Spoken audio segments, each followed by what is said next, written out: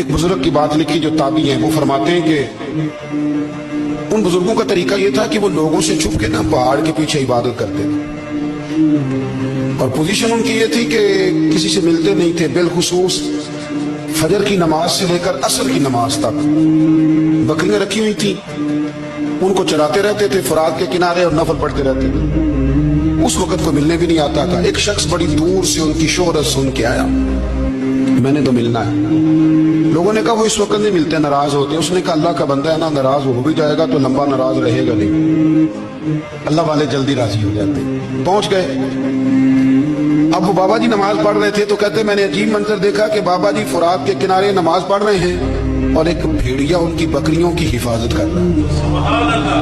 कहते मैं हैरान रह गया कि भेड़िया तो बकरियां खाया करता है और यहाँ चरा रहा है। कहते मैं जब गया तो बाबा जी नवाफिल में मशगूल थे, मुझे देख के कहने लगा इस वक्त क्यों आए? मैंने कहा हुजूर अगर आ गया हूं तो फिर मेहरबानी करे कबूल फरमा ले।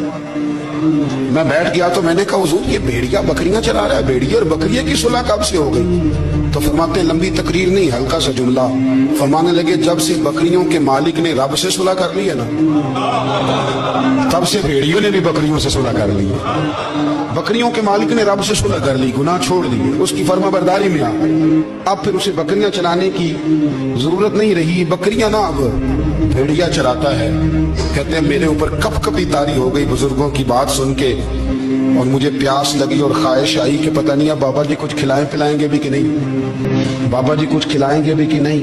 कहते मेरे दिल में ख्याल था तो बुजुर्गों ने ना एक लकड़ी का प्याला, उनके पास वो गाड़ में बैठे थे तो एक छोटा सा पत्थर था, उसकी ढलान बनी हुई, बाबा जी ने उसके नीचे लकड़ी का प्याला रखा, वो रखा ही था तो वो दूध से भर गया। कहते उन्होंने मुझे दिया तो ठंडा और मीठा दूध, मेरी तबीयत खुश हो गई। बाबा जी ने दोबारा वही प्याला उसी जगह रखा तो शहद से भर गया। 1000 साल पहले दादा साहब लिख रहे हैं। कहते मुझे दिया, मैंने फौरन कहा, मैंने कहा हुजूर ये दूध तो गाय भैंस देती है, पहाड़ों से तो नहीं निकला करता, और शहद तो शहद की मक्खियां देती हैं, पत्थरों से तो नहीं निकलता, ये आप कहां से निकाल रहे हैं? तो कहते हैं वो कुरान मजीद पढ़ने लगे। वज़िस्तस्क़ा मूसा लिक़ौमिही, जब मूसा की कौम ने उनसे पानी मांगा, फरमाने लगे मूसा की नाफरमान कौम पानी मांगे, हजरत मूसा पत्थर पे डंडा मारे तो अल्लाह वहां से 12 चश्मे जारी कर दे।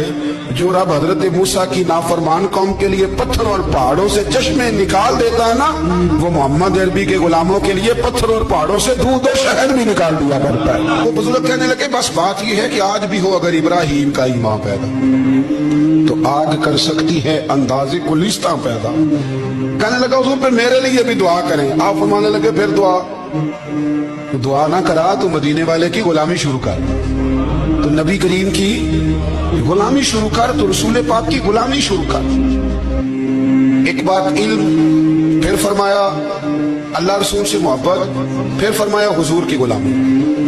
इससे सारे मुकाशिफात खुलेंगे, इससे सारे मुशाहदात खुलेंगे, इसी से करामतें मिलेंगी, इसी से मकबूलियत होगी, इसी से अल्लाह नबी की बारगाह में दर्जा